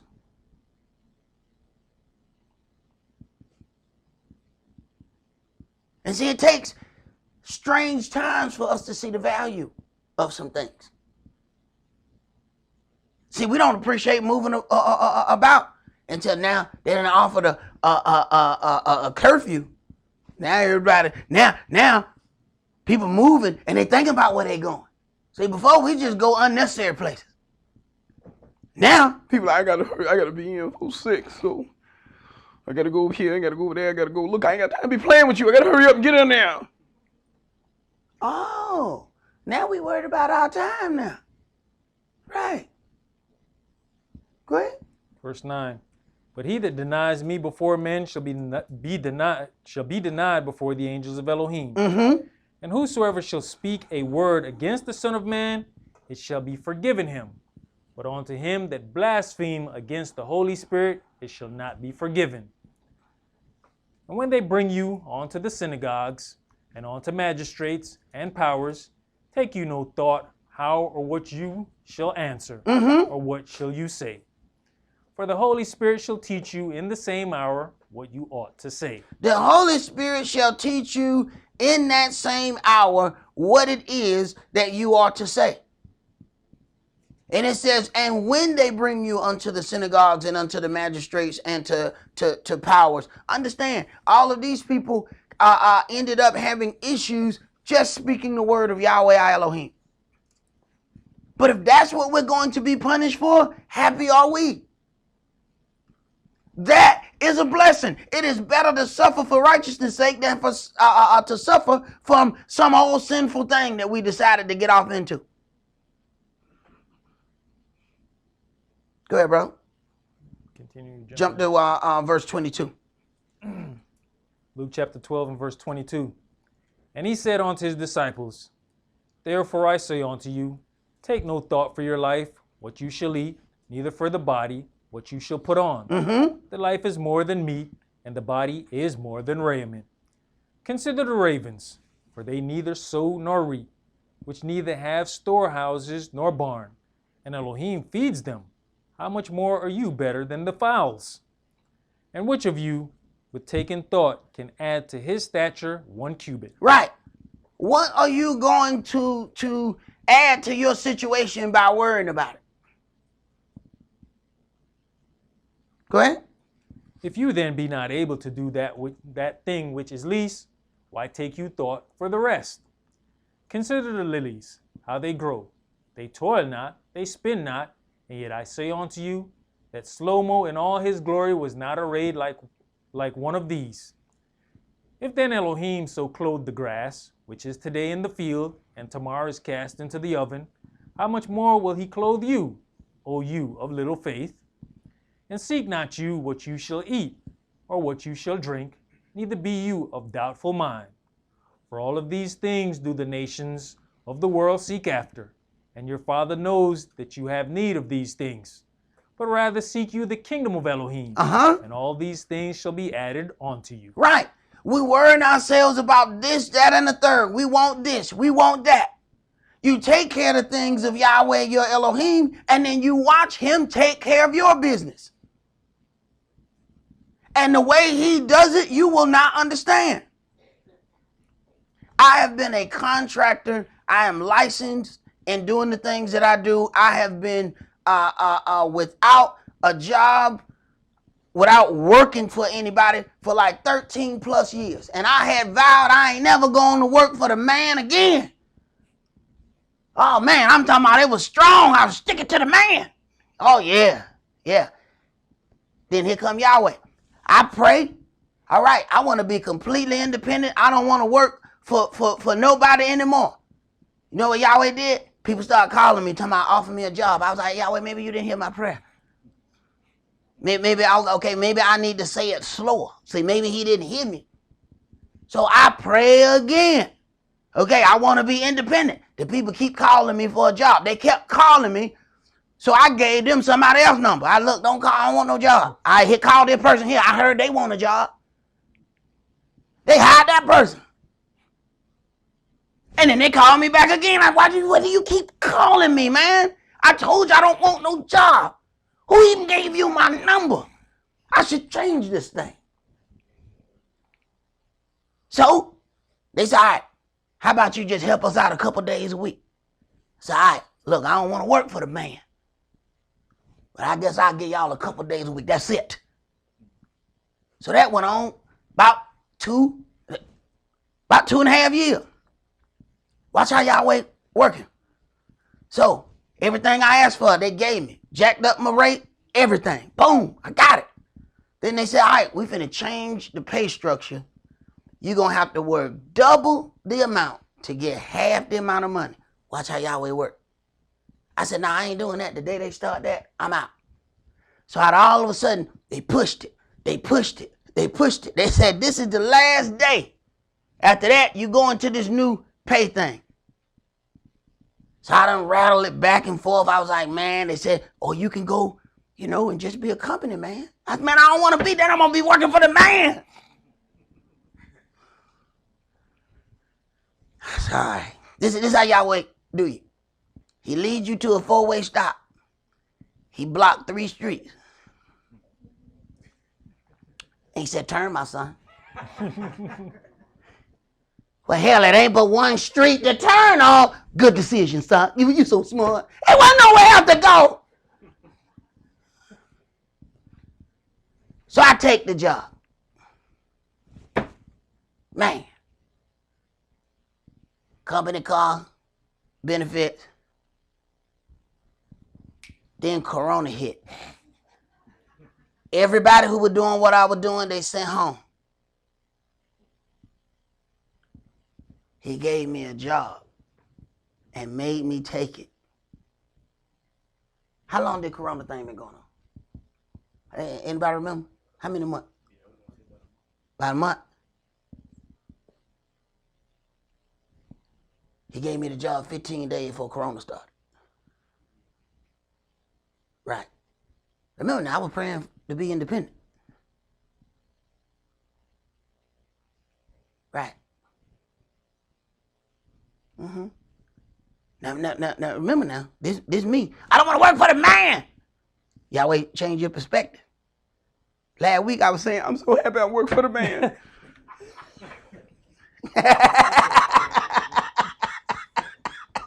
See how Yahweh do? Change your perspective. See, that's what's wrong. Some of us are still keeping the old perspective. See, first, it was a situation where a brother moving and saying, man, I don't want to get up today. Now, brother get up and it be like I be marching up in there. Hey, ain't nobody else moving, huh? Right. Change your perspective. Go ahead, bro. Luke chapter 12 and verse 32. Fear not, little flock, for it is your Father's good pleasure to give you the kingdom. Sell that you have and give alms.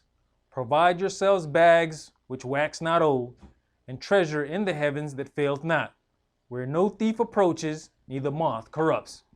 For where your treasure is, there will your heart be also. Uh-huh. Let your loins be girded about, and your lights burning. And you yourselves like unto men that wait for their master, when he will return from the wedding, that when he comes and knocks, they may open unto him immediately. Blessed are those servants whom the master, when he comes, shall find watching. Right. If Yahweh just show up unannounced, is he going to find you working? Is he going to find you being about that business? Is he going to find that you have been diligent in the things that were given unto you? Or he going to find you peeking out the window watching to see if it's him? You know, you can always tell them people who done mess with the blind because they don't know how to open the blind right. So it'd be a big old hole right there in the blind. Be like, you don't even know how to peek out of blinds. That's not how you move the blind. If it was the boogeyman, he just put a bullet right in the pow. I got him because I see the big hole in the blind. I see what they're looking at. That's not how you look out of blinds.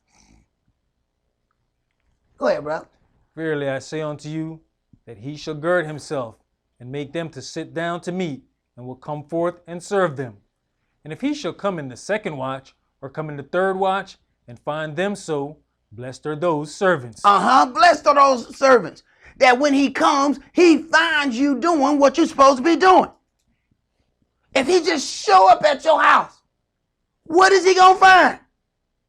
What are you doing? We keep thinking he going to announce his coming. He ain't going to announce it. He want to come when you think he ain't coming. So he can really see what's going on. See, when we get them announced visits, we know how to straighten up. We know how to throw everything in the closet and make it look like the house clean. Yeah, come on, sit down. Yeah, nice in here. Don't open that door. Open that door.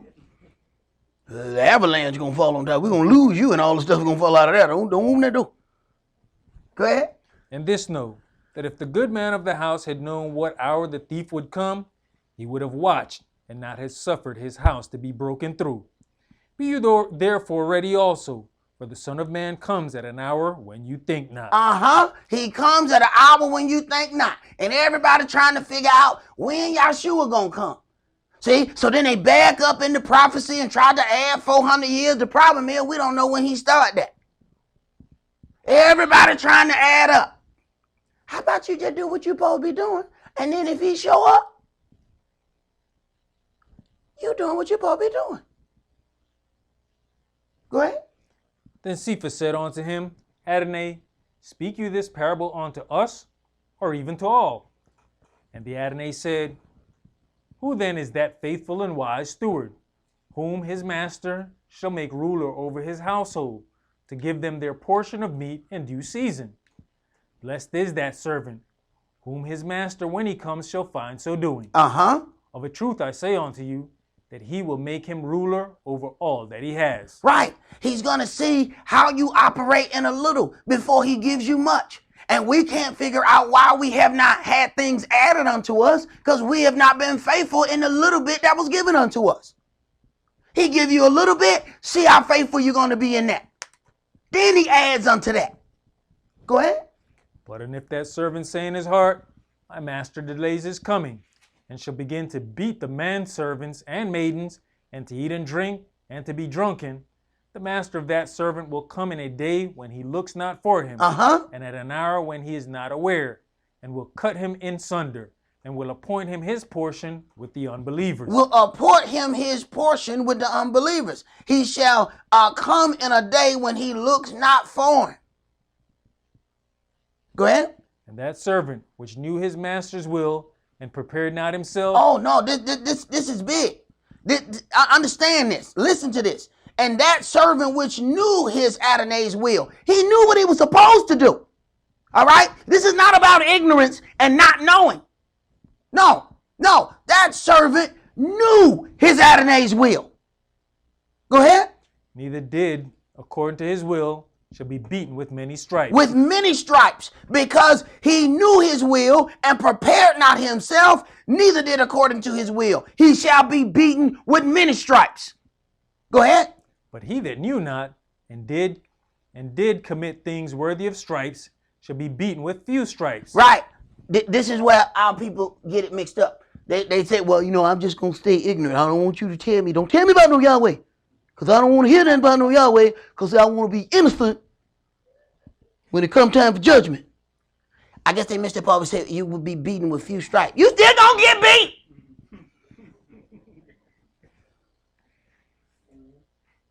They think, no, I just don't hear no evil, see no evil, speak no evil. No, don't talk to me about Yahweh.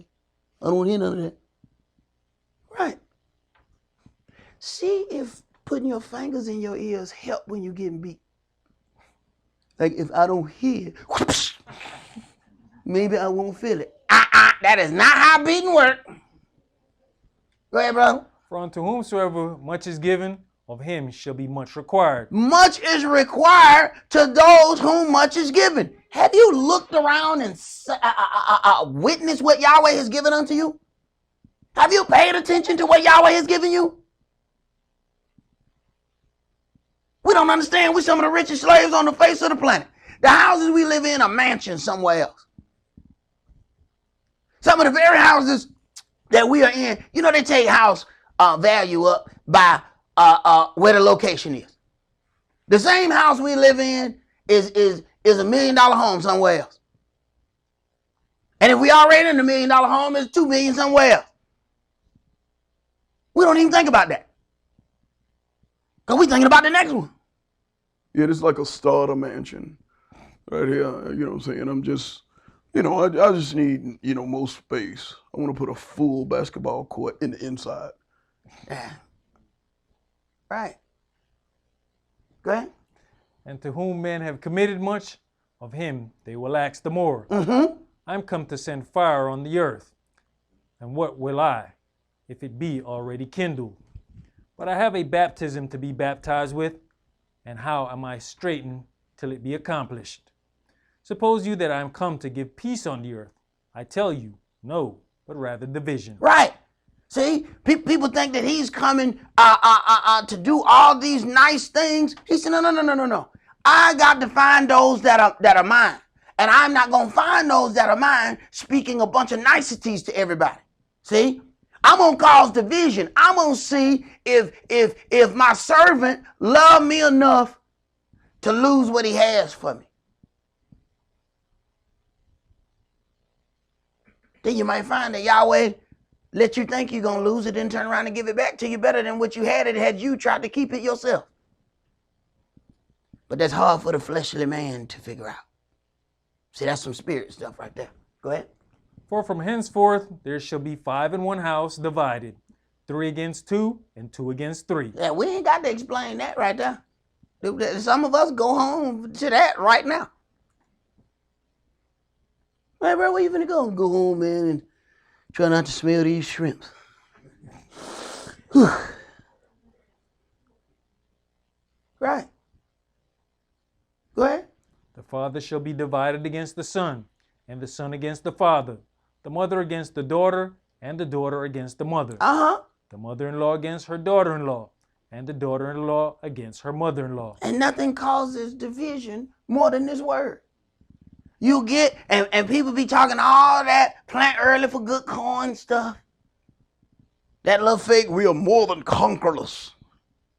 You start talking about this word, remember the Sabbath to keep it holy. You know what? This ain't going to work. Wait a minute, I thought you said you love the Lord. I did until you start talking about doing stuff.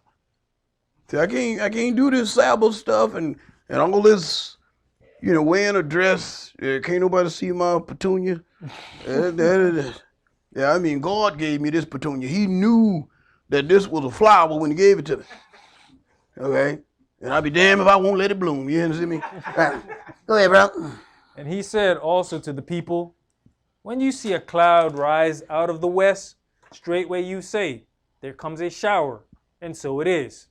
And when you see the south wind blow, you say, there will be heat, and it comes to pass. You hypocrites, you can discern the face of the sky and of the earth. Mm-hmm. But how is it that you do not discern this time? How is it that you do not discern this time? We know of what things are written that must come to pass before the children of Israel are finally revealed unto the earth. So how is it that we're getting shaken up? Go ahead.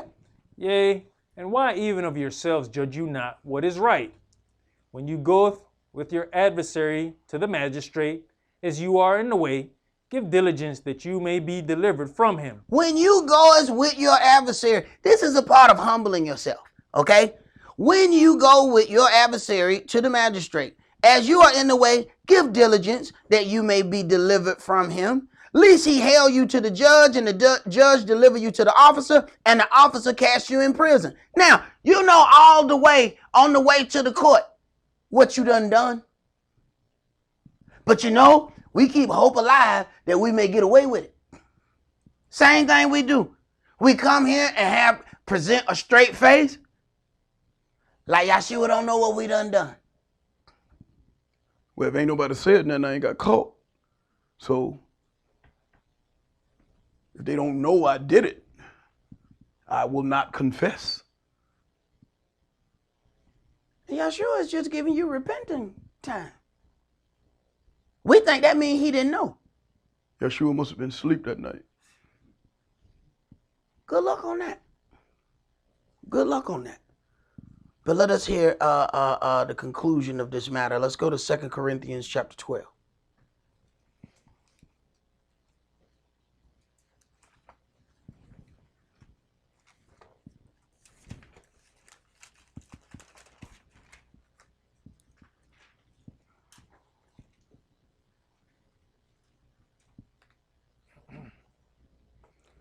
2 Corinthians chapter 12, and let's start that at verse 1. It is not expedient for me, doubtless, to glory. I will come to visions and revelations of the Adonai. I knew a man in the Mashiach above 14 years ago. Whether in the body, I cannot tell, or whether out of the body, I cannot tell. Elohim knows.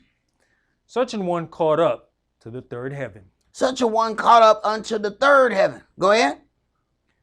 And I knew such a man, whether in the body or out of the body, I cannot tell. Elohim knows. Right. There's certain things that we have to, first of all, be comfortable saying, look, there's certain levels of that I don't know. But man is too arrogant to say he don't know.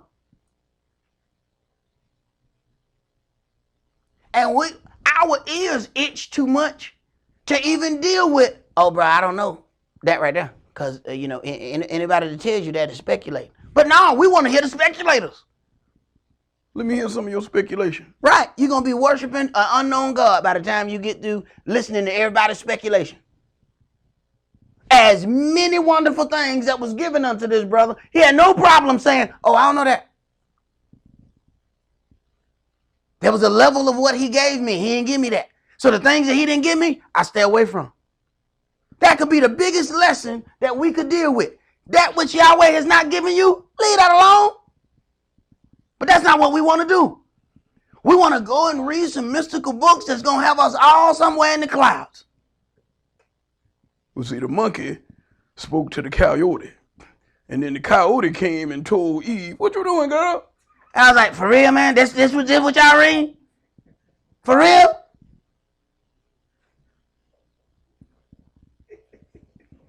Read, man. How that he was caught up into paradise and heard unspeakable words, which it is not lawful for a man to utter. He heard some words which was unspeakable words, and it was not lawful for a man to utter. Yet we'll go and read some books, and it's got all this stuff in it. Have you ever considered why Moshe didn't say certain things? See, we take it for granted that we heard everything Moshe heard. There might be some things that Moshe heard. He was like, no, I can't write that down. No, that y'all can't hear that. So here comes somebody else and they're going to offer us more than what Moshe offered us. Oh, no, I got a problem with that. See, there's certain things that Yahweh don't give us for a reason, because it's going to lead us into hellfire and damnation. Yahweh says, don't eat from the tree. Here come Lucifer. Look, let me tell you about this tree. Yahweh Shemaweh. Look at him. You eat this tree. I'm tell you why he don't want you to eat from the tree. You're going to be like God.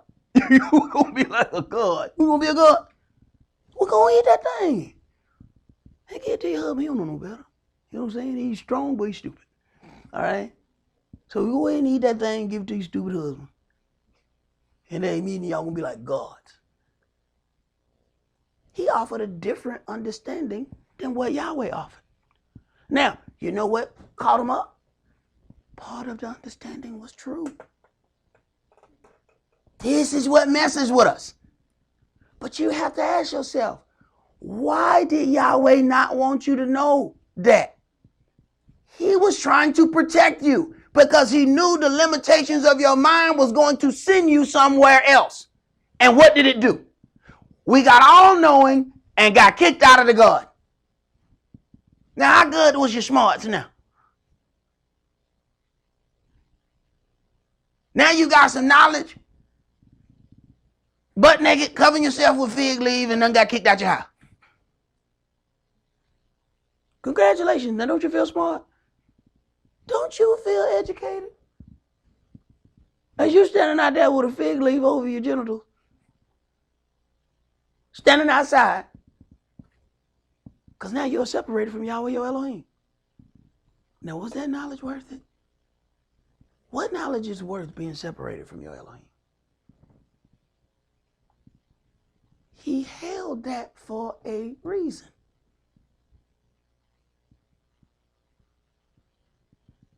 What person would hand a loaded weapon to a child?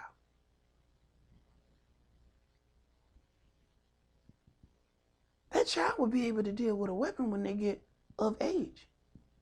But you're giving that loaded weapon to that child. You have put that child in danger. Don't you think Yahweh thinks about that with us? But we go seek out the people to put us in danger. We go all over the internet and look for somebody. Danger, danger, danger. I think we look for the skull and crossbones. Ooh, look at them skull and crossbones. And they got a kufi on the skull. Oh, I'm going in that site right there. Ooh, I'm going to get everybody in my house killed. Read, man. 2 Corinthians chapter 12 and verse 5. Of such an one will I glory, yet of myself I will not glory, but in mine infirmities. I will glory in my infirmities. Go ahead. For though I would desire to glory, I shall not be a fool, for I will say the truth. But now I forbear, lest any man should think of me above that which he sees me to be, or that he hears of me. At least I should be exalted above measure through the abundance of the revelations. There was given to me a thorn in the flesh, the messenger of Satan to buffet me, lest I should be exalted above measure. Right. At least I should be exalted above measure through the abundance of the revelations that was given unto me. So Yahweh gave him so much power, he had to give him a weight to hold him down. At least you had your head in the clouds by all these great things that you have been able to do. Let me give you this thorn in the flesh to hold you down. Go ahead. For this thing I besought the Adonai 3 times, that it might depart from me. For this thing I prayed unto the Adonai 3 times, that it might depart from me. We pray one time and move on. Go ahead. And he said unto me, my grace is sufficient for you, for my strength is made perfect in weakness. My strength is made perfect in weakness, because now in weakness, now you depend on me. See, when you think you can do whatever physically, you doing your physical ability without seeking Yahweh your Elohim. And that's why we do our own thing. Long as we think we have the ability to do it. Once that ability is gone, now we seek Yahweh our Elohim, which is what we should have been doing, even when we thought we had the ability. See, if we get that through our head in these times, as we then become more able to do some things, we still seek Yahweh before we make that move. See, we make a move first and tell Yahweh later. This is how we have forever Gibeonites among us that will be amongst us forever. Because we decided to enter into a covenant without asking Yahweh our Elohim anything. So now those people will forever be amongst Israel. Now consider that. With all of the stuff that we do and all this tribal this, and people want to tell you you in this tribe, which is absolutely just makes no sense whatsoever, that they telling people what tribe they in. Man, it's going to hurt some people's feelings to find out, oh no, you a Gibeonite. I'm sorry, what's that? You are an Israelite servant for life. Huh? What do you mean? So I'm not Israel, but I serve Israel? Yeah. Hey, it's even a blessing in that. Okay? Because if Israel is going to be forever and you are a servant, hey, guess what that means for you? So don't put your head down, give you nice. It's okay. Go ahead, bro. Most gladly, therefore, will I rather glory in mine infirmities, that the power of the Mashiach may rest upon me. Therefore I take pleasure in infirmities, in reproaches, in necessities, in persecutions, in distresses for the Mashiach's sake. For when I am weak, then am I strong. Right. For when these situations present themselves, then I get the opportunity to make some kind of attempt to do what Yahweh has done for me all my life. All the times when I got into this problem and got into that problem, and he helped me out of it. When problems come in the earth, I get the opportunity to stand for him like he has always stood for me. Let us remember that as these things continue to be placed upon the earth, that each one of these things gives us an opportunity to proclaim Yahweh our Elohim in strength like he has done for us. This is our opportunity to glorify him. And that's all that we're going to do for today. We're going to read the oracles or the announcement, church announcements. And one of these things that we have here is our dress code. We're going to start with that. The UCI has a dress code whenever you are in attendance at this facility. This dress code will be strictly enforced at all times. All females must wear skirts or dresses that reach below their knees. Your shirt must cover your cleavage. Sisters must have a full head covering at all times, and no makeup should be worn on the Sabbath. All brothers must wear shirts to cover their loins. Your loins is your waist area. Your private area should be covered with clothing. No shorts are allowed. Young brothers must wear your pants on your waist. No undergarments should be seen. If you have questions concerning the dress code, please see one of the deacons. These things we have to protect people from the angel of Yahweh. We have to consider when Yahweh does get to the point of bringing judgment upon the earth. We're going to have to know why those things are coming, and we're going to also have to be in a position whereby we can separate ourselves. We have a pamphlet in the front called "Before You Come to Church." We advise people to look at those things before they come. There's the appropriate dress for men. There's an appropriate dress for women. There's also a portion where it talks about uncleanness between a man and a woman. These are the things that we do because we want to make sure as we invite the angel that stands at the door to come in and sup with us and us with him, that we do not anger the angel of Yahweh our Elohim. As it is was written to Moshe, I send an angel to go before you. Beware of him and provoke him not, for he will not pardon your transgression, for my name is in him. So we do not want to anger this angel that has been given the charge to lead the children of Israel, because he is not going to get a failing report because of some things that we have decided we're not going to do. Also, the camp cleaning is complete. Praise Yahweh for everybody who came to participate in the camp cleaning.